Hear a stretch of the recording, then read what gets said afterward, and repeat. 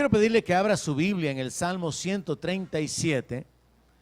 Quiero ocupar el verso 1 hasta el verso 4 esta mañana como base de la meditación.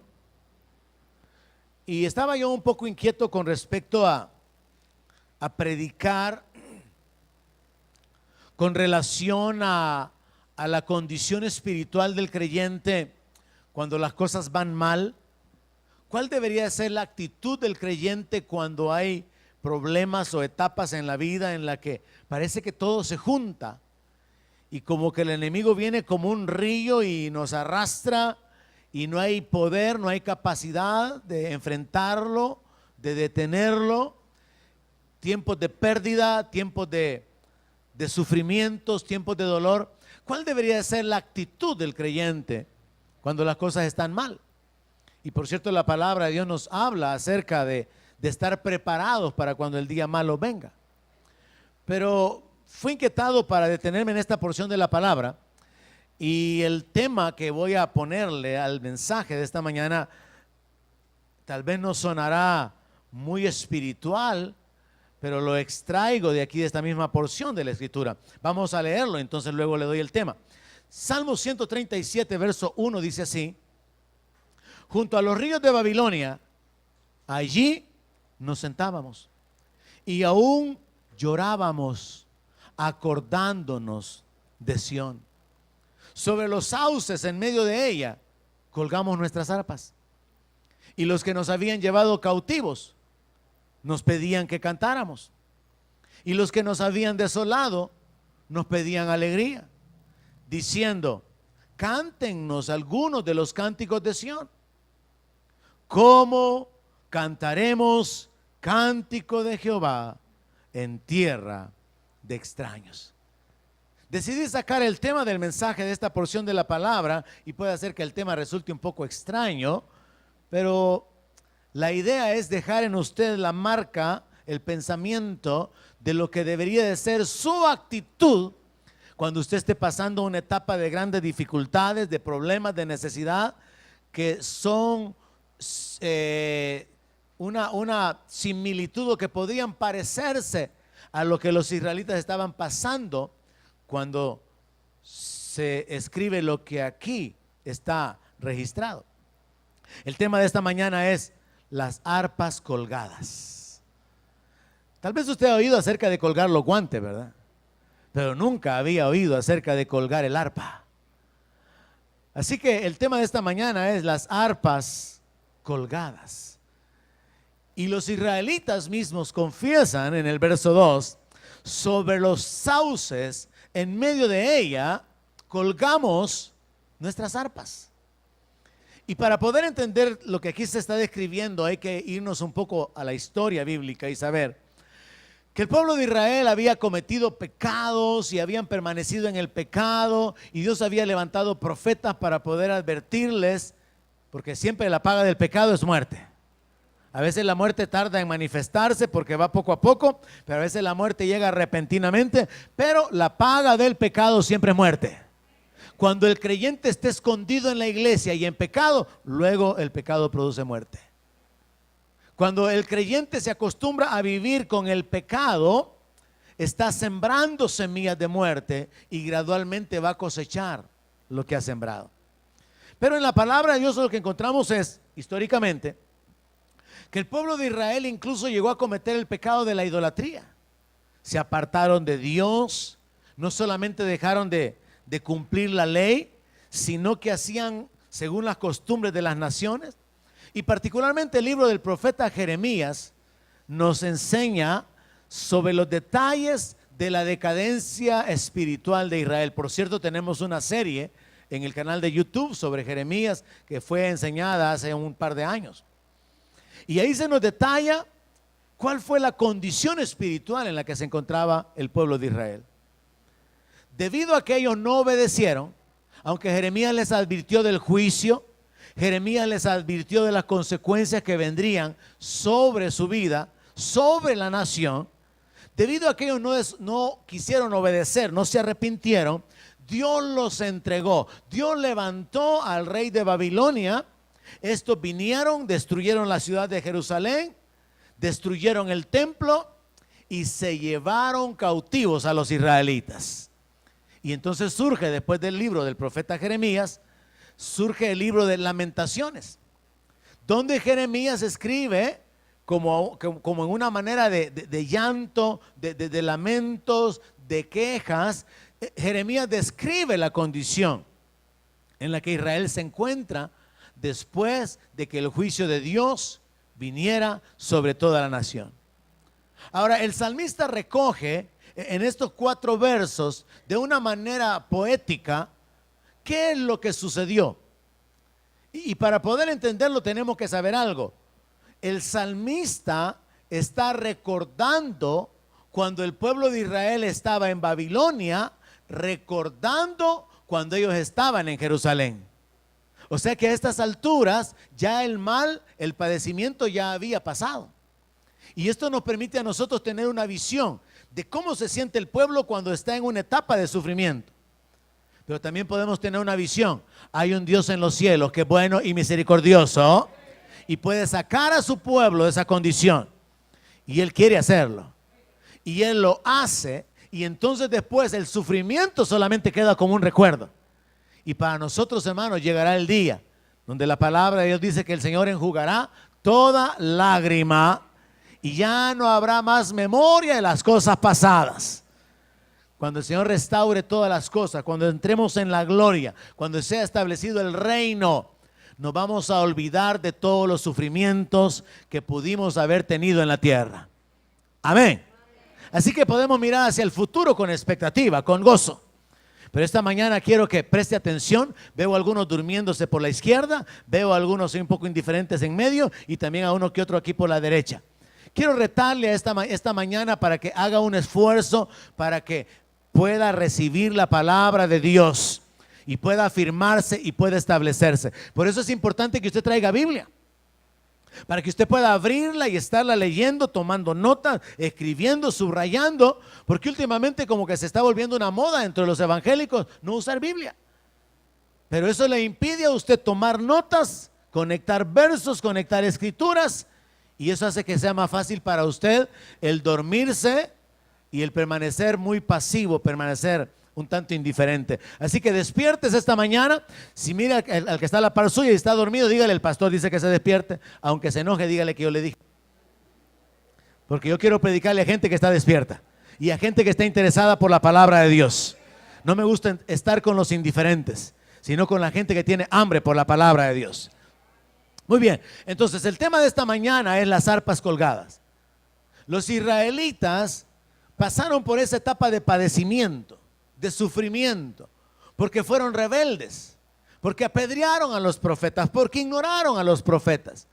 Ellos tuvieron que padecer las consecuencias de llegar a ser cautivos después de haber estado en una tierra buena, en una tierra de bendición. Después de que el reino había sido establecido, ellos tuvieron que pasar por la humillación de ser llevados cautivos a una nación extraña.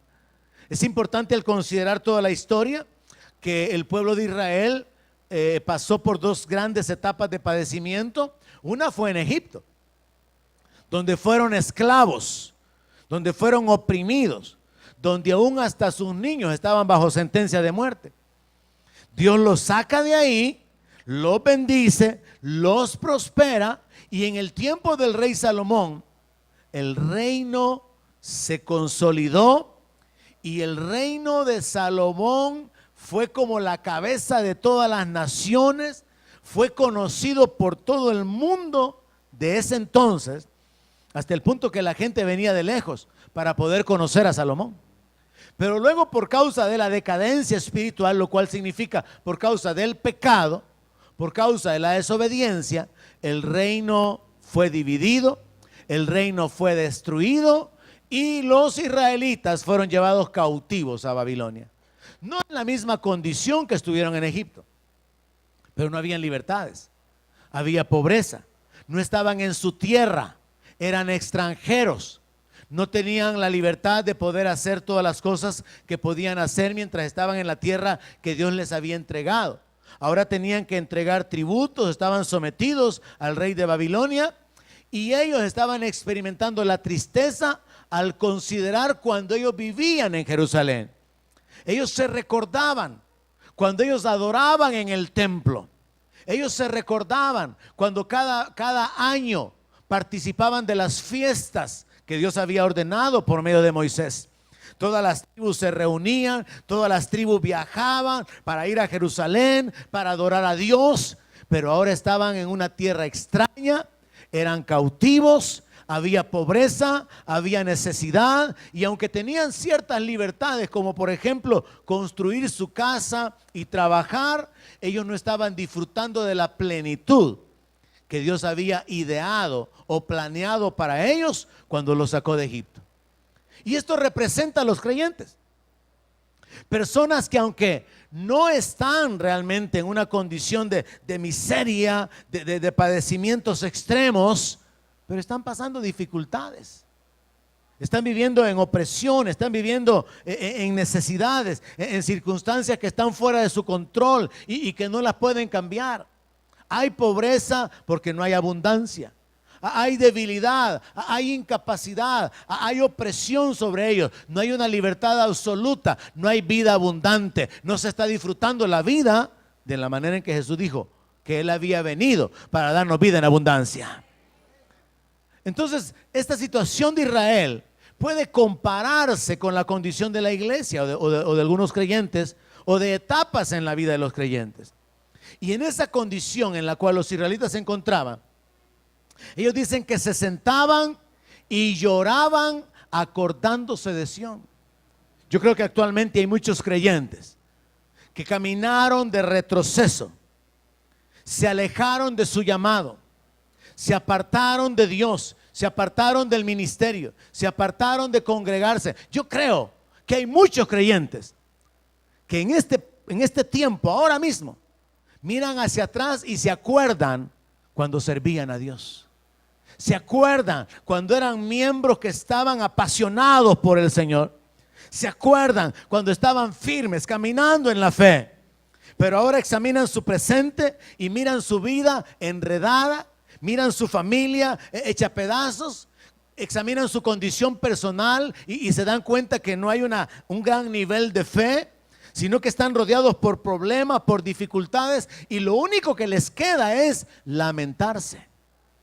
Así como los israelitas se sentaban y lloraban y se acordaban de Sión, yo estoy seguro que hay una buena cantidad de creyentes que ahora mismo se están sentando, están llorando y se acuerdan de lo que hacían para el Señor.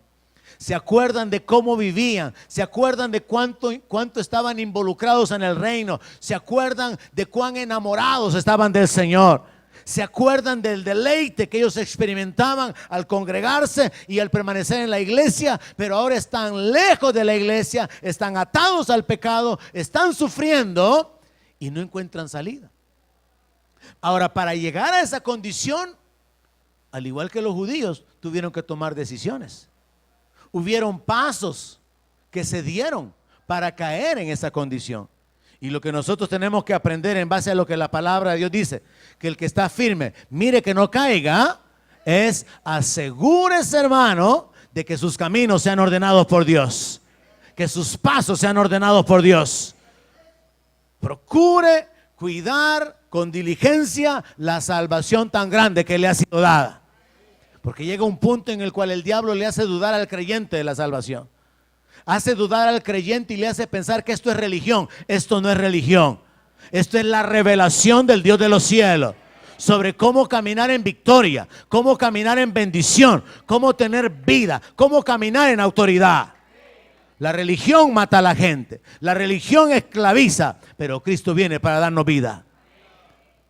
Ahora, así como el pueblo de Israel cayó, fue entregado y después le quedó solamente lamentarse, muchos creyentes ya están en esa condición y muchos más lo estarán si no cuidan su caminar, si no cuidan y no prestan atención a sus obras. Como el Señor Jesús le dice a una de las iglesias que tiene que tener cuidado porque sus obras no son perfectas, que hay cosas que están a punto de morir y le responsabiliza de tomar acciones con respecto a esto. El pueblo de Israel estaba lamentando en esta etapa su condición. Y ahí es donde se inserta esa frase o la declaración que es la base del tema: sobre los sauces en medio de Babilonia colgamos nuestras arpas. Colgaron los instrumentos de alabanza.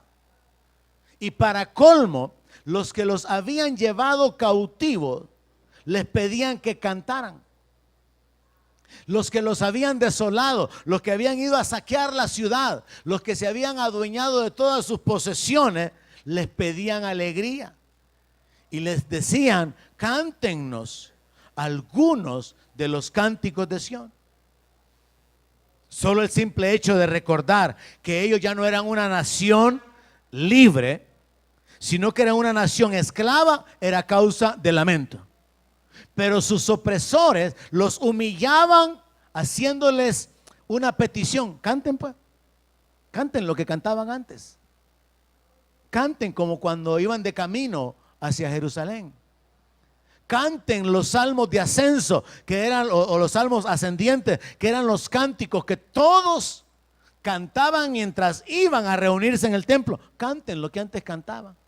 Los estaban humillando hasta el punto de hacerles sentir que ellos no podían cantar, porque en lugar de victoria estaban experimentando derrota. En lugar de abundancia tenían pobreza. En lugar de libertad estaban oprimidos. Así que el enemigo se había levantado en contra de ellos y los humillaba diciéndoles: canten pues. Y mire, ¿quién va a cantar cuando está arruinado? ¿Quién va a cantar cuando esté enfermo? ¿Quién va a cantar cuando esté endeudado? La respuesta es: solo la gente de fe. Solo los que saben que hay un Dios en los cielos que es poderoso para restaurar a cualquiera. Esos son los que pueden cantar en medio del dolor y en medio del sufrimiento. Pero cuando la fe se ha perdido, cuando se ha perdido la comunión con Dios, cuando hay un vacío en el interior, cuando se ha desobedecido a Dios y se está consciente de que lo que se está experimentando es la consecuencia del pecado, no hay razón para cantar. No hay motivo para cantar. Y yo creo particularmente que hay muchos creyentes que han colgado sus arpas. Algunos están aquí, pero la mayoría están afuera, gloria a Dios por eso. En todas las congregaciones, yo creo que hay creyentes que han colgado sus arpas. Por causa de que le dieron lugar al pecado, el enemigo tomó control de sus vidas. Están pasando por etapas de padecimiento, de sufrimiento. El pecado los ha llevado a una esclavitud. No miran la salida, no hay respuesta, no hay esperanza. Hay padecimientos diversos. Han colgado las arpas, símbolo de que han detenido la alabanza, porque no hay razón para alabar a Dios en la mente natural. Porque la verdad es que Dios es digno de ser alabado siempre. Porque la alabanza a Dios no depende de cómo estamos nosotros, depende de quién es Él y depende de lo que Él hace. Así que no depende de nuestra condición. Dios siempre es digno de ser exaltado. Y por eso es que la gente de fe puede alabar a Dios en todo momento, pero no aquellos que se han apartado, que han retrocedido y que el enemigo ha tomado control de sus vidas. El salmista entonces está recordando lo que hacían cuando eran cautivos. Se sentaban, lloraban, estaban humillados, estaban avergonzados, no tenían deseo de cantar, y para colmo los humillaban pidiéndoles que cantaran, pero no podían. Ellos no podían cantar, porque los cantos que habían en la Biblia relacionados con Sión eran cantos de victoria, y ellos estaban derrotados. Los cantos hablaban de la grandeza de su Dios. No hay otro Dios como nuestro Dios. Pero ahora aparentemente los dioses babilónicos habían tomado dominio y eran más poderosos que el Dios de ellos. Así que ellos no tenían razón, no tenían motivación para cantar, porque no podían darle alabanza a un Dios que había sido dominado aparentemente por otros dioses, aunque la realidad es: Dios les advirtió por medio del profeta Jeremías que Él le había entregado a Babilonia todas las naciones. Dios nunca ha sido derrotado y jamás va a ser derrotado, por una sencilla razón: no hay otros dioses, solo hay un Dios en los cielos, un Dios vivo, un Dios verdadero, un Dios eterno, un Dios todopoderoso, y Él reina sobre todas las cosas. Dios no puede ser vencido, y mucho menos por los ídolos. Ahora el diablo se levanta, los demonios se levantan, confunden a la gente, engañan a la gente, pero Dios no puede ser ni siquiera afrentado. El poder de Dios es tan superior que yo creo que lo que el Señor ha hecho es que Él se rebaja, así como lo hizo en la persona de Jesucristo, para enfrentar al diablo. Y aún en esa condición humana, el diablo no halló lugar en Él. Y eso fue lo que Jesús dijo: viene el príncipe de este mundo y Él no tiene nada en mí. Aún en la condición humana, el diablo no pudo vencer a Jesús. Yo creo que el Señor reduce su poder. Yo pienso en esto, mire, cuando Él barrió, por ejemplo, al ejército de Faraón con las aguas, Dios pudo haber matado a todos esos egipcios semanas atrás. Pero Dios se va esperando, Dios va mostrando su poder poquito a poco. Y yo creo que lo que Dios hace, que aparentemente para nosotros son cosas bien grandes, en realidad son cosas bien pequeñas. ¿Usted cree que fue algo grandioso que Dios abriera el mar? Yo no lo creo. Yo creo que fue una cosa insignificante. ¿Qué tanto poder tiene que usar Dios para abrir el mar, hermano? Nosotros lo vemos como algo portentoso, pero Él es el Todopoderoso, para el cual no hay nada difícil. No solamente imposible, sino difícil. No hay nada con lo que Dios tenga que pensar dos veces: ¿y cómo voy a hacer ahora? Y se pone a caminar y está pensando. No, hermano, no hay nada imposible para nuestro Dios, y no hay ninguna cosa difícil para Él. Entonces yo creo que Dios obra y manifiesta su poder en la medida de la capacidad de los enemigos. Pero Dios no puede ser resistido. Dios puede mostrar un mayor nivel de gloria. Y Dios muestra que Él está a cargo de todo y en control de todo. Él no fue derrotado por ningún Dios, porque no hay otro Dios. Él entregó a su pueblo bajo el dominio de Nabucodonosor, bajo el imperio babilónico, por causa de su pecado. Entonces no fue que Dios no pudiera defenderlos. Fue que Dios juzgó a su pueblo por causa del pecado y los entregó. Así que ahí estaban, recordándose de Sión, los israelitas. Y Sión es un símbolo de la presencia de Dios. Cuando usted lee en la Biblia Sión, la idea es un lugar de encuentro con Dios, un lugar de comunión con Dios. Así que los israelitas se acordaban de Sión. Muchos evangélicos se acuerdan cuando entraban en la presencia de Dios. Muchos evangélicos ahora mismo que necesitan ser restaurados, necesitan ser hallados por usted como edificador, necesitan ser animados y levantados, están nada más lamentándose de cuando ellos enseñaban la palabra, cuando ellos eran líderes de alabanza, cuando ellos estaban ministrando a otros, pero ahora están lamentándose en su condición y acordándose de sus experiencias en Sión. Pero usted y yo tenemos que esforzarnos, hermano, para que cada vez que nos reunimos aquí tengamos un encuentro con nuestro Dios. Porque Sión es un lugar de encuentro. Sión es un lugar espiritual. Sión es un lugar donde la manifestación de Dios es real, donde la presencia de Dios ministra nuestra vida, toca nuestros cuerpos, toca nuestra alma, nuestro espíritu, y somos bendecidos, somos vivificados. Mi deseo es que usted no viva acordándose de Sión, sino que usted viva entrando en la presencia de Dios, que usted viva en comunión con Dios, que usted tenga esos encuentros con Dios, donde Dios es real y usted sabe que no hay nada mejor que su presencia. Los israelitas vivían acordándose de Sión, lamentándose cuando se acordaban de Sión. Se acordaban del tiempo de bendición, se acordaban de la presencia de Dios, de la comunión, de la victoria. Y cuando les pedían que cantaran, ellos expresaron esta declaración: ¿y cómo vamos a cantar cántico de Jehová en tierra de extraños. Jerusalén estaba destruida. El pueblo había sido llevado cautivo. Estaban en derrota, estaban oprimidos. Y aparentemente su Dios no había podido librarlo de los dioses de Babilonia. Habían colgado las arpas. No podían cantar. ¿Por qué no podían cantar? Porque estaban derrotados. Porque estaban humillados. Ellos habían sido advertidos por Jeremías, pero no le creyeron a Jeremías, no le obedecieron, y por esta razón el juicio de Dios vino. Ahora, nosotros podemos enfocar esta porción de la palabra como iglesia de dos maneras.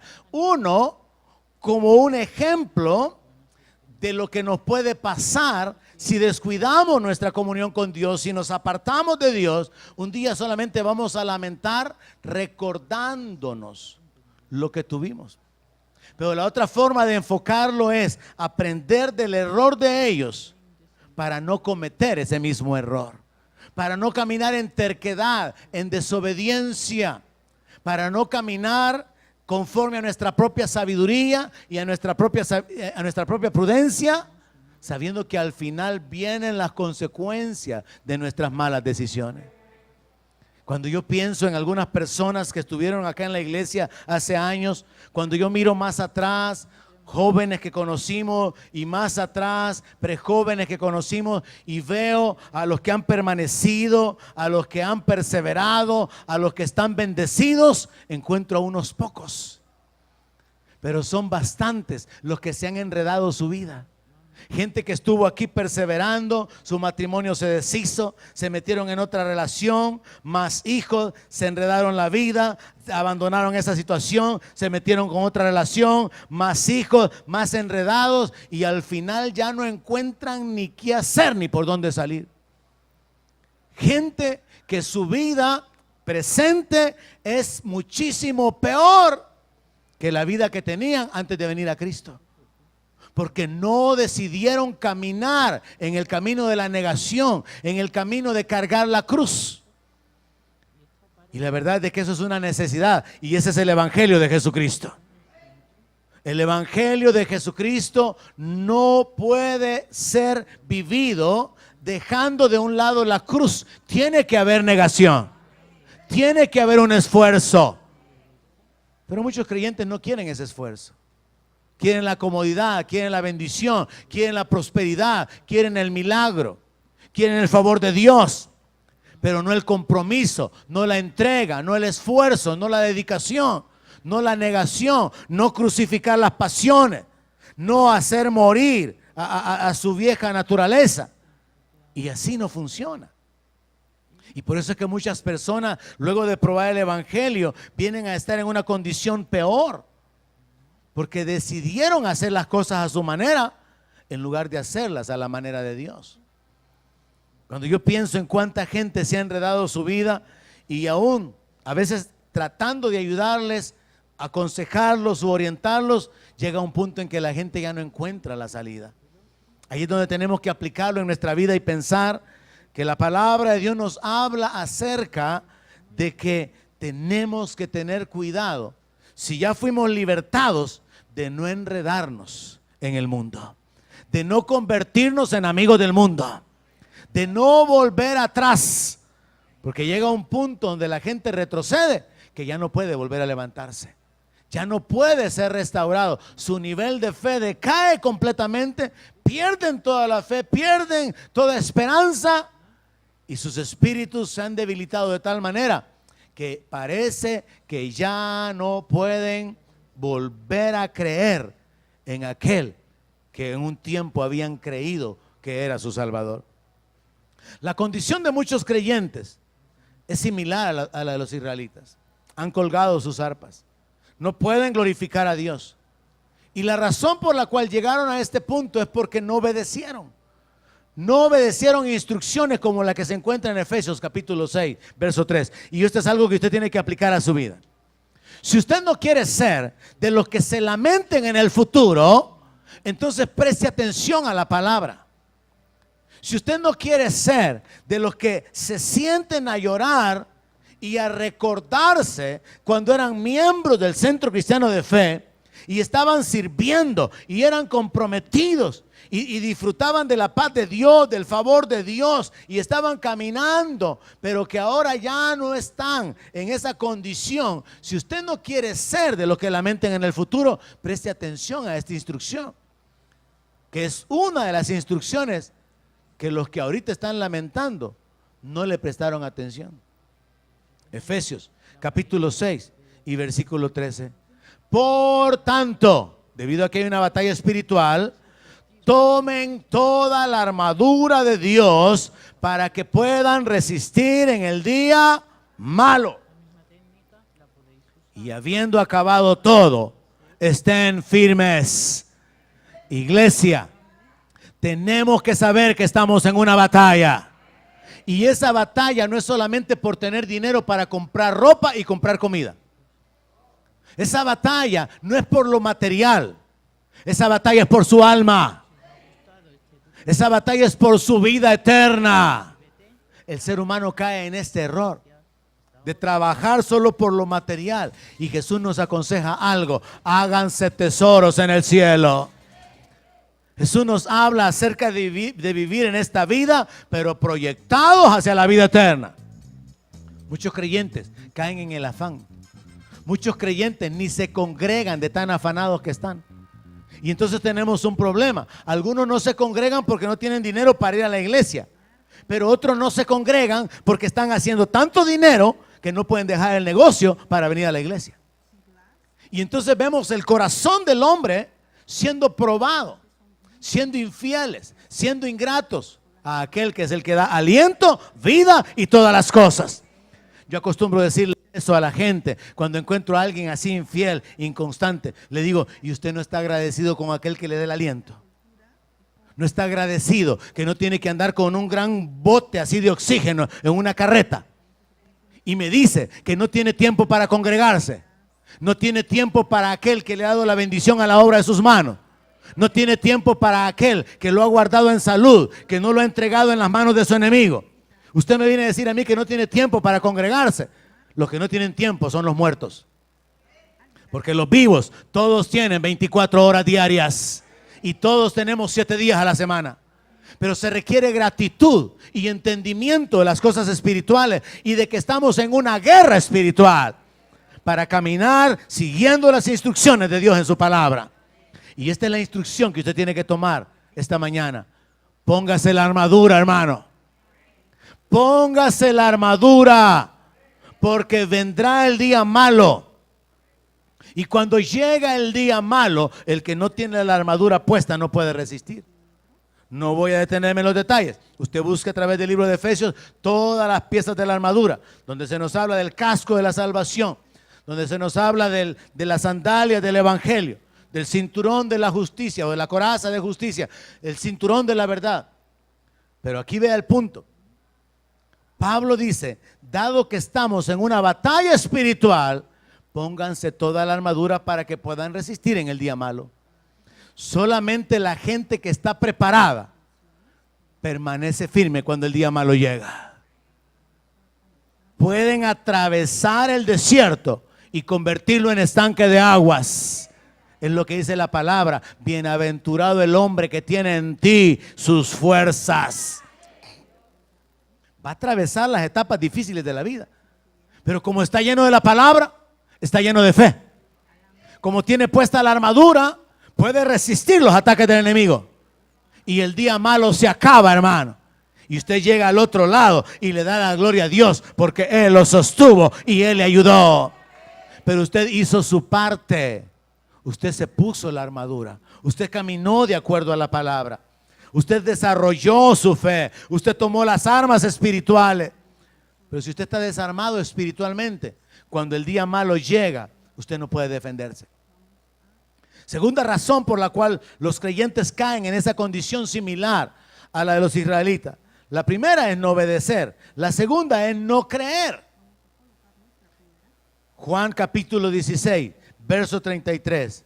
Jesús dijo: estas cosas les he hablado para que en mí tengan paz. En el mundo tendrán aflicción, pero confíen, yo he vencido al mundo. ¿Qué es lo que los creyentes muchas veces no creen? Que aunque tengamos aflicciones diversas en el mundo, siempre es posible alcanzar la victoria.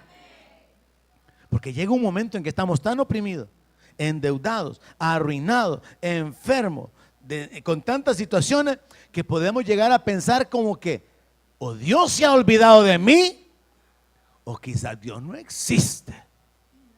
Y yo he estado perdiendo mi tiempo en la iglesia. Podemos llegar a caer en tal condición de incredulidad y de olvidarnos, como le prediqué hace poco, el cielo gobierna. Dios gobierna sobre el reino de los hombres. Él es el que quita reyes y pone reyes. Él es el que muda los tiempos. Él es el que da vida a los muertos. Entonces el creyente puede llegar al punto donde, a pesar de que en la palabra hay instrucciones, revelaciones, declaraciones que nos pueden ayudar a establecer nuestra vida, puede llegar a vivir como que no cree que eso se aplique a su vida. Escuche de nuevo al Señor Jesús hablar. Mientras ustedes estén en este mundo, van a tener problemas, pero confíen, tengan paz, porque a través de mí ustedes pueden ser más que vencedores. Pablo entendió eso. Por eso es que en Romanos 8 escribió de esa manera: que nada nos puede separar del amor de Dios en Cristo Jesús. Nada nos puede apartar. Y entonces Pablo enseña que el creyente tiene que aprender a vivir por fe en medio de la dificultad, rodeado de adversidades, sabiendo que el Señor ya hizo toda la provisión necesaria para que seamos vencedores. Sí, pero estoy enfermo. Sí, pero estoy endeudado. Sí, pero estoy lleno de problemas y no veo la salida. El asunto es que el creyente tiene que aprender a caminar por fe y no por vista. Nosotros somos una raza diferente, se lo dije esta mañana. Somos un pueblo diferente, llamados a vivir por fe.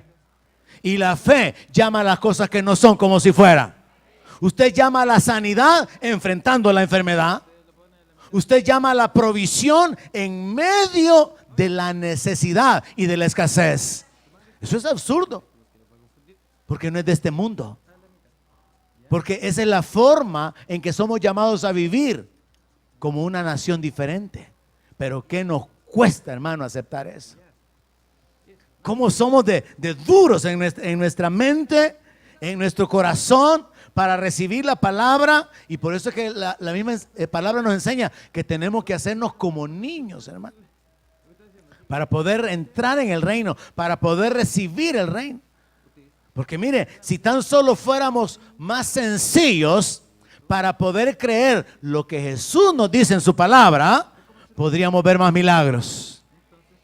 Pero como nos cuesta, porque leemos la palabra, vemos nuestra condición, tratamos de ver si la palabra se aplica a nuestra condición, pero con la mente natural.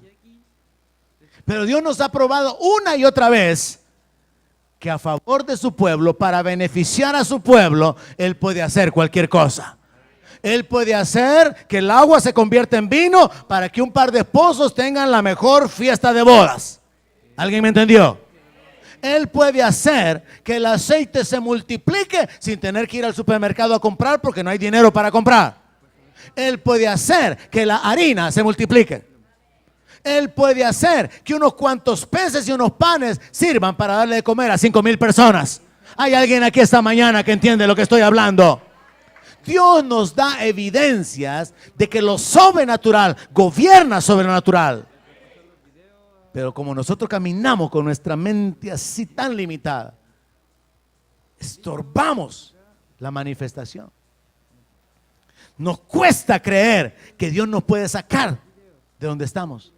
Aunque la Biblia dice que Él levanta del polvo al pobre y al menesteroso y lo hace sentar como príncipe de su pueblo. Pero nos cuesta creer, hermano. Entonces el problema del pueblo de Dios es la desobediencia y la incredulidad. Y usted puede pasar años en la iglesia, años pero desobediente, años pero incrédulo. Y no va a haber el respaldo de Dios, no va a haber el favor de Dios, no va a haber las bendiciones sobreabundando. Porque no se ha alineado con los principios del reino. Así que hay muchos creyentes que han llegado a esa condición de que solamente recuerdan, se lamentan, lloran por lo que antes vivieron. Pero nosotros podemos aprender de ellos y de los israelitas que la razón por la cual llegaron a esa condición fue porque no creyeron a las promesas. Es sencillo lo que Jesús dijo: ustedes van a tener aflicción, pero tengan paz, confíen, yo ya vencí al mundo. ¿Y qué significa que Él haya vencido? Que unidos a Él, también nosotros somos más que vencedores. Por su Espíritu somos más que vencedores. Por su sangre, por su sacrificio, por la ayuda de los ángeles, por las promesas que son sí y amén para nosotros, más que vencedores. Así que el asunto es que se necesita creer las promesas, creer lo que Dios ha dicho en su palabra. Cuando no creemos, hermano, nos rebajamos a vivir por vista. Pablo vivía en otro nivel. Segundo de Corintios, segunda carta de Pablo a los Corintios, capítulo 4, verso 7. Pablo nos enseña cuál debería ser el estilo de vida del creyente. Usted debe de obedecer la palabra, usted debe de creer las promesas y usted debe de aprender a caminar por fe y no por vista. Creer que sí es posible que algo suceda, aunque en lo natural no hay posibilidad. Eso es vivir por fe. Entender que lo sobrenatural gobierna lo natural. Pablo se convierte en un modelo excelente para poder hablarnos de sus experiencias, pero también acerca de la actitud. En la segunda carta a los Corintios, capítulo 4, verso 7, hablando del Evangelio, hablando de lo revelado por Dios, hablando del Espíritu Santo en nuestra vida, dice: pero tenemos este tesoro en vasos de barro, para que la excelencia del poder sea de Dios y no de nosotros. Esta mañana estoy hablándole a vasos de barro, y quien les está hablando es un vaso de barro. ¿Qué significa eso? Gente frágil. Porque ¿qué es el barro, hermano? Si aparte de feo, es frágil, no aguanta mucho, aguanta una que otra calentadita, pero llega el momento en que se quiebra. Vasos de barro, eso es lo que somos. Pero lo glorioso que hay en nosotros le pertenece a Dios. El Evangelio, el Espíritu Santo, los dones, la santidad, la justicia, las buenas obras que podamos hacer, eso es para la gloria de Dios. Pero nosotros somos vasos de barro. Y como vasos de barro vamos a enfrentar diferentes circunstancias, diferentes adversidades y padecimientos. Y Pablo comienza a hacer una lista. Dice en el verso 8: estamos atribulados, pero no angustiados. Pablo vivía por fe. Él tenía tribulaciones, pero no dejaba que las tribulaciones lo angustiaran en su interior. La tribulación era externa, pero en su interior él no permitía que la angustia tuviera lugar. Pablo dice: estamos en apuros, pero no estamos desesperados. ¿Cómo es posible que un creyente no esté desesperado? Porque tiene esperanza. La esperanza nuestra es Cristo. Nuestra esperanza es Dios obrando a favor nuestro. El salmista dijo: castillo mío, esperanza mía, mi Dios, ¿en quién confiaré? El mundo puede sentirse desesperado, pero usted tiene esperanza, hermano. Así que usted nunca tiene que estar desesperado. Puede ser que hayan apuros, pero usted no está desesperado. Se aprende a mirar por fe. Perseguidos, pero no desamparados. ¿Se imagina usted a alguien siendo perseguido? Pero hay alguien que está vigilando sobre él y sobre quien lo está persiguiendo para darle su merecido al perseguidor. Y así es Dios, hermano. Dios está mirando quiénes son los que se levantan en contra nuestra, y Él puede borrarlos en un instante. Yo creo firmemente, Dios puede barrer a los que se levantan en contra del pueblo de Dios en un instante. Dios lo ha hecho. Entonces podemos estar perseguidos, bajo amenaza, pero no estamos solos, no estamos abandonados, no estamos desamparados. Incluso podría ser que estamos derribados, caímos en la debilidad económica, debilidad espiritual, debilidad física, caídos. Pero aún ahí el creyente todavía puede reaccionar. Porque puede estar caído, pero no está deshecho, no está acabado, no está destruido. Porque el Dios de los cielos da fuerza al que no tiene ninguna. Entonces qué tremendo, hermano, aprender a caminar por fe. Aprender a vivir con ese entendimiento y aplíquelo ahorita mismo a su vida. Si usted es parte de la nación santa, si usted es parte del pueblo adquirido por Dios a precio de sangre, usted es llamado a vivir de una manera diferente. Sus fuerzas no le van a alcanzar, entonces no viva según sus fuerzas, viva según las fuerzas de Dios. Su sabiduría no va a ser suficiente para hacerlo salir adelante en este mundo. Es mejor usar la sabiduría de Dios, la sabiduría de lo alto, la sabiduría del cielo. Entonces es sabio usar eso. Hay que aprender, hermano, a caminar en obediencia a la palabra. Y hay que aprender a vivir creyendo las promesas. Y hay que aprender a caminar por fe y no por vista. Pablo continúa su lista en el capítulo 6, verso 9.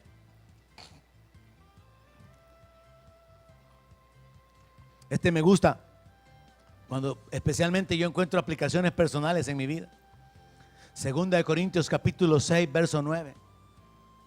Como desconocidos, pero bien conocidos. Ese me gusta porque eso lo han dicho de mí mucha gente. Y yo digo, es cierto, desconocí. Un día vinieron ciertos americanos a preguntarle a Gustavo que quién era yo. Que si tenía una licenciatura, una maestría, o que quién era yo, para que estuviéramos dando clases. No, le dijo él no es nada, le dijo. Así bien humilde. Me echó la mano. No, le dijo. Pero ¿y que cómo están haciendo con ese programa de las enseñanzas del currículo de ISOM, del Ministerio de Video? ¿Quién los ha autorizado? No, él tiene amigos. Él tiene gente que lo conoce. Pero el Gustavo en la sencillez, ¿verdad? Pero después les pegó una revolcada espiritual. Y entonces, el punto más importante es que ellos venían hablando acerca de que yo no era nadie para estar haciendo lo que se está haciendo. Y era un completo desconocido para poder estar extendiendo certificados y estar formando gente y formando líderes y estar usando el material. Y algo similar pasó también recientemente, donde había una referencia con respecto a mí. Y esto comenzó, hermano, desde que quedé al frente de la iglesia. Y entonces por eso me gozo. Porque desde que yo quedé al frente de la iglesia, los que se recuerdan allá por 1998, hubo una etapa de mucho padecimiento cuando la iglesia estaba dividida y deshecha. Y entonces venían a mí comentarios y decían, si ese hombre no es pastor. Y cuando me venían a decir, si es cierto, le decía, yo no soy pastor. De ahí me venían y me decían, es que fíjese que dicen que usted no puede ni predicar. Si es cierto, decía yo no puedo ni predicar.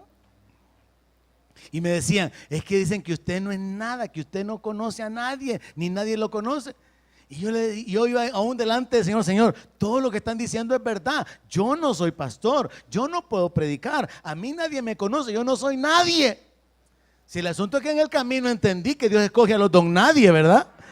Para hacer las cosas y para humillar a los que son don alguien.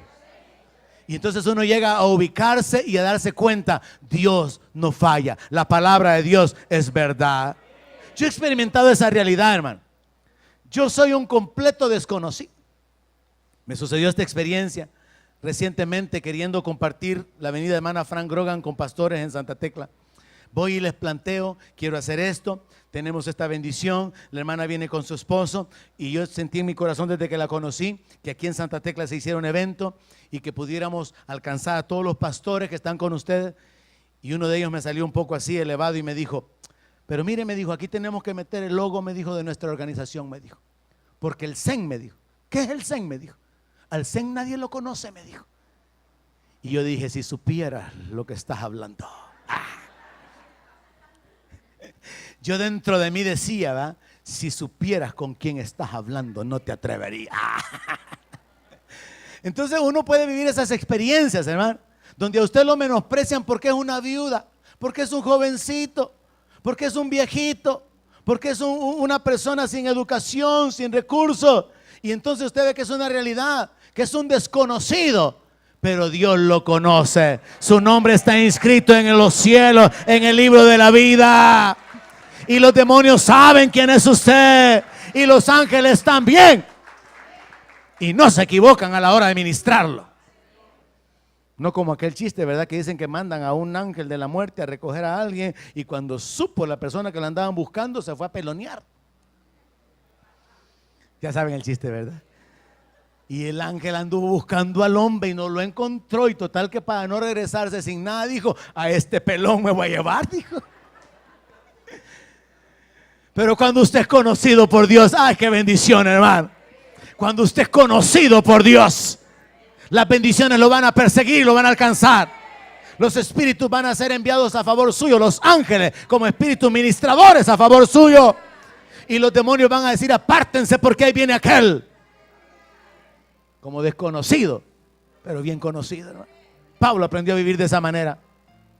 Pablo aprendió a vivir como moribundo, allá en el seguro social. Pero de repente reacciona y comienza a predicarle a Cristo a alguien. Y lo guía y acepta a Cristo y gana un alma para el reino de los cielos. Después le vuelve a dar otro ataque y llevan a otro al otro lado. Aquel, por cierto, se murió después de aceptar a Cristo. Después vuelve otra vez en sí y con la capacidad de testificar, le habla del Señor, le habla del reino, acepta a Cristo y gana 2 almas en una entradita que hizo al hospital. ¿Cuántos quieren ir al hospital? Nadie quiere ir, ni sanos quieren ir. Es un problema. Como moribundos, mas he aquí vivimos, dice Pablo.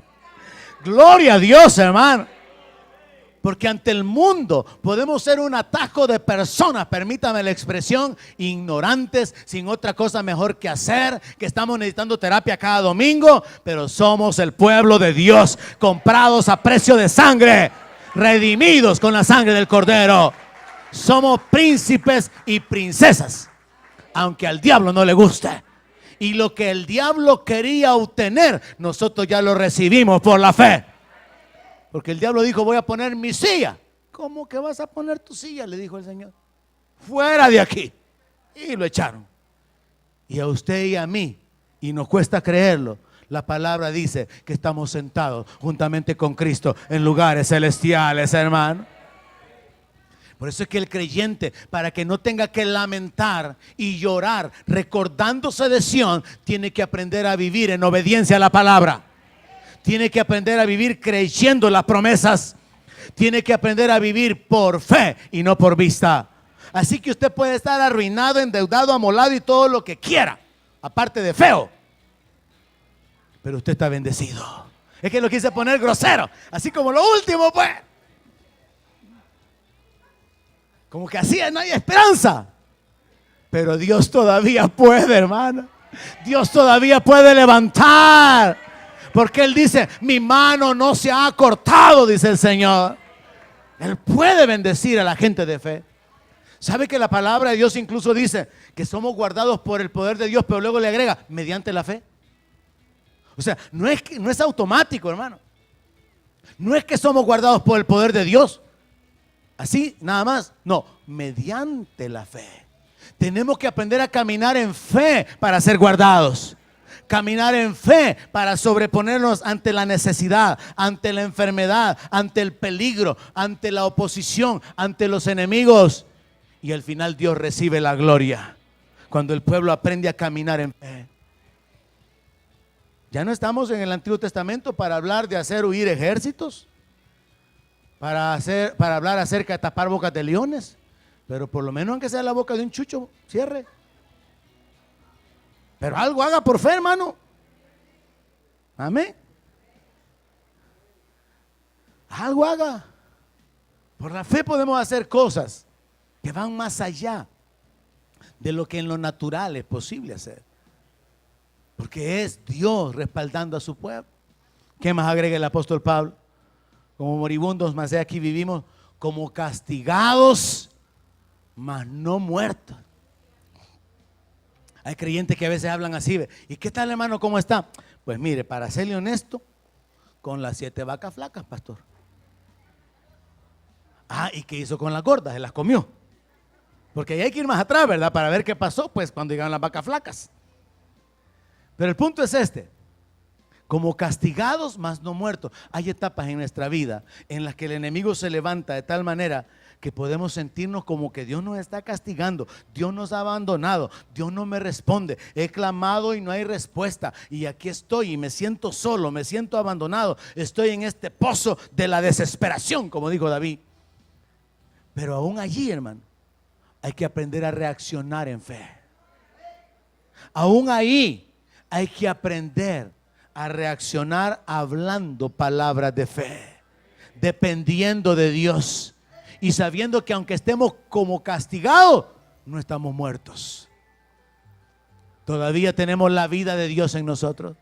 Verso 10, como entristecidos. Así vienen un montón al CCF seguido. Por eso este mensaje. Vienen con una cara de tristeza, hermano. Como que si les han dicho, mañana lunes a las 7:15 en el portón de Mariona, 35 años de condena. Así andan un montón de cristianos usted. ¿No ha visto alguno usted por aquí cerca? Andan pero así como que si mañana les tronó. ¿Y qué dice la palabra, hermano? Como entristecidos, mas siempre gozosos. El gozo de la salvación, el gozo del perdón de pecados, el gozo de la herencia reservada en los cielos, el gozo de tener un Padre que cuida de mí, aunque esté entristecido. Vea que todo el ambiente en el cual Pablo está hablando son situaciones aplicables a nuestra vida, pero él aprendió a verlas de una manera diferente, por medio de la fe. Así que él habla acerca de estar entristecido porque hay razones en lo natural, pero siempre gozoso porque hay razones en lo espiritual. Como pobres, como pobres. Mire, hablamos con algunos pastores y algunos de ellos tienen este elemento común en su testimonio. Es que Dios dice, cuando me llamó al ministerio, prácticamente me hizo que yo dejara el negocio. Y yo tenía cierta condición económica, pero es como que Dios me quisiera hacer a un lado para hacerme entender que Él me iba a sostener y que yo tenía que aprender a depender de Él. Y desde entonces yo no he podido volver a levantar un negocio. Son varios los pastores que hablan de esa manera. Y yo al examinar ese asunto pensaba, porque yo me uno a esto, hay otro grupo de pastores que lo que han hecho es pedirle permiso a Dios para hacer algún negocio. Porque yo siempre he pensado tener una casa más grande para poder recibir a los misioneros. Nunca la hemos tenido. Los que conocen nuestra casa es pequeña. Yo siempre he pensado en que como hombre, el hombre tiene que ser proveedor y tiene que ser responsable de su familia. Y qué bendición cuando la esposa trabaja, porque la Biblia dice que cuando dos trabajan van a comer mejor. Así dice la Biblia, hay que buscarlo en la palabra, hermano. Entonces yo siempre he pensado que aunque el hombre es proveedor y el hombre tiene que procurar cubrir la familia, tiene que haber una diligencia, un esfuerzo, muchas veces acompañado de la esposa, para sacar adelante a los hijos y que los hijos tengan lo que nosotros no tuvimos. Al menos en lo particular yo me mentalicé de esa manera. Darle a mis hijos lo que yo no recibí de mis padres. Y mi papá dice eso de mí. Yo quería que usted llegara más lejos y lo ha logrado. Y usted ha hecho cosas que yo no hice por usted. Entonces yo me mentalicé aún bajo la guianza o tutoría de él y pienso que lo he logrado. Y mi deseo es que mis hijos lleguen más lejos y hagan cosas más grandes. Ahora depende de su diligencia, va a depender de sus decisiones. Pero el asunto es que como hombres tenemos que tomar acciones, tomar decisiones, tomar iniciativas para poder proveer para la casa. Es un pecado cuando el hombre tiene mujer pero quiere que la mujer se mantenga sola. Porque si usted se llevó a una mujer es para vivir con usted. Si no, la cosa era, mira, vos te dejas en tu casa y yo en la mía, y ahí cuando nos querramos ver y nos vemos, vamos al campero, te llevo a comer y después te regresás. Sin compromiso. Pero el matrimonio no es así. Dos son mejor que uno porque recibirán mejor salario. Hay mejor paga. Dos son mejor que uno. Ya me metí en otro tema, ¿verdad? No es que se va a poner bueno este asunto. Dos son mejor que uno porque cuando hace frío, el otro le echa la pierna y se siente caliente. De eso está hablando la palabra. Le echa el brazo y duermen calientitos. Y hasta después le dice, ya mucho caliente, quítatele. ¿Pero por qué estoy hablando de eso? Porque alguien necesita saberlo. Ahora el asunto es, yo soy parte de ese grupo de pastores que he buscado a Dios, Señor, ¿me das permiso de hacer algo? Y Dios no me ha dado permiso. Porque en este asunto del reino es como que Dios puede bendecir y ha bendecido a muchos hermanos, les ha dado sabiduría, les ha dado capacidades administrativas, les ha dado talentos, les ha dado dones y esta gente puede producir finanzas y pueden financiar el reino. Pero hay otros a los que Dios llama a ocuparse completamente del reino y Dios los bendice de otra manera. Dios envía la bendición. A mis manos, hermano, llegan finanzas de donde yo no pienso. A mis manos llegan recursos, llegan bendiciones. Recuerdo una vez un día un cuñado diciéndome, mire, me dice, y ahí en la iglesia no necesitan una refrigeradora, una cámara. No, le dije yo, tenemos. Me dijo, es que en el trabajo hay una y la señora la quiere vender como al mes. Mire, me dijo, fíjese que están unas 2 cámaras y no es solamente una, son 2 cámaras que están ahí en el laboratorio y la dueña dice que le hacen estorbo, me dice, y me ha dicho que las venda en lo que le den. No las quiere usted, me dice, las compra y las vende. No, le digo yo, si no ando en el asunto de andar vendiendo usados, pero al final terminé cayendo. Entonces, no, yo no ando en el asunto de comprar y vender usados, le digo. Allá como al mes. Mire, me dijo, esta señora ya me tiene hasta aquí, me dijo. Dice que esa cámara se la regale a quien quiera y se la regaló a usted, me dijo. Así que me la terminó regalando. Aquí estuvieron hace un tiempo y después la vendí y nos fuimos para Estados Unidos con mi familia. El dinero llega donde uno no piensa, hermano. Pero usted tiene que aprender a vivir deleitándose en el Señor. Porque la palabra dice, confía en Jehová, encomienda a Él tu camino y Él hará, deleítate a sí mismo en Jehová y Él te concederá las peticiones de tu corazón. Dios es bueno, hermano. Dios es fiel. Pero hay que aprender a caminar en obediencia y creyendo su palabra. Vivir por fe, como no teniendo nada, mas poseyéndolo todo. Usted puede literalmente, no tiene nada. Se muere y no terminó de pagar la casa. Nunca tuvo carro, nunca terminó obteniendo un título de la universidad, no tuvo nada, pero se muere teniéndolo todo. Salvación, justificación, gloria, vestiduras esperando por usted, herencia en el cielo, comunión y acceso al Padre, vida abundante, teniéndolo todo. Y no sea de aquellos que le dicen al Señor, Señor, yo me conformo con una esquinita. Ni menos de aquellos que, Señor, aunque sea a barrer, pero me dejas entrar en tu reino. ¿Y quién dice que hay polvo de oro ahí arriba para que haya que andar barriendo? La gente, los evangélicos inventan cada cosa. No les crea. Se inventan cada cosa los evangélicos. Así que podemos ver a través de la palabra de Dios que el apóstol Pablo aprendió a vivir por fe. ¿Qué termina diciendo el apóstol Pablo, hermano? Como no teniendo nada, más poseyéndolo todo. En lo natural, todos podemos estar en etapas de dificultad familiar, económicas, físicas, de peligro, de lo que sea. Y podemos, al igual que los israelitas, saber y sentir que estamos derrotados. Los israelitas se sentaban en el río de Babilonia y se acordaban del templo. Se acordaban de los sacerdotes, se acordaban de la administración de los sacerdotes, orando por el pueblo, bendiciendo al pueblo. Se acordaban de los levitas tocando las trompetas, la alabanza, la adoración en el templo, y lloraban porque se acordaban de Sión. Pero ahora ellos se miraban derrotados, humillados, avergonzados y no podían cantar. Quizás usted está todavía dentro de la iglesia, no es del grupo de los que mencioné, están fuera, enredados y necesitan ser restaurados. Quizás usted está todavía dentro de la iglesia, pero usted ha colgado su arpa. Usted viene a la iglesia, pero no tiene el gozo de la salvación. Usted viene a la iglesia por costumbre, porque su abuelita la traía cuando estaba chiquita, porque su papá le jalaba la oreja y te apuras y te vestís y nos vamos. Usted quizás se acostumbró a venir a la iglesia, pero no ha entrado en Sión. Y necesita tener esa experiencia de la presencia de Dios, la paz de Dios que sobrepasa todo pensamiento. Paz como un río, el gozo de Dios, el gozo de la salvación. Necesita tener esa experiencia. O quizás usted está aquí y sí ha experimentado eso, ha recibido milagros, ha visto el favor de Dios, pero ha colgado el arpa.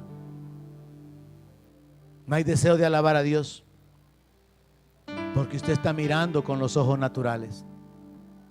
Pero usted puede reaccionar esta mañana y saber que hay un Dios en los cielos que restaura y que siempre habla de esperanza a su pueblo. Oiga esto último: aunque usted esté en dificultades ahorita, sepa que el Dios al cual nosotros servimos es el Dios vivo, el Dios eterno, que se deleita en hacer misericordia.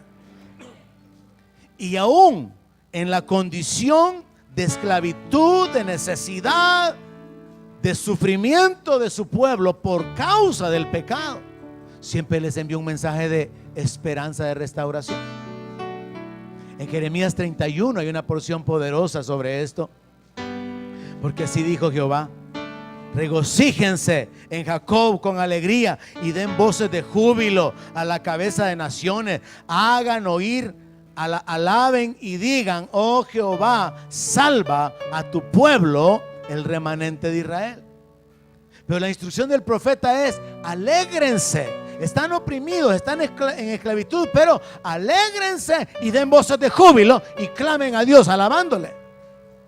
Pero en el 31:10 Dios viene de una manera directa a responder la instrucción dada por Jeremías al pueblo, y dice el Señor así: oigan palabra de Jehová, naciones.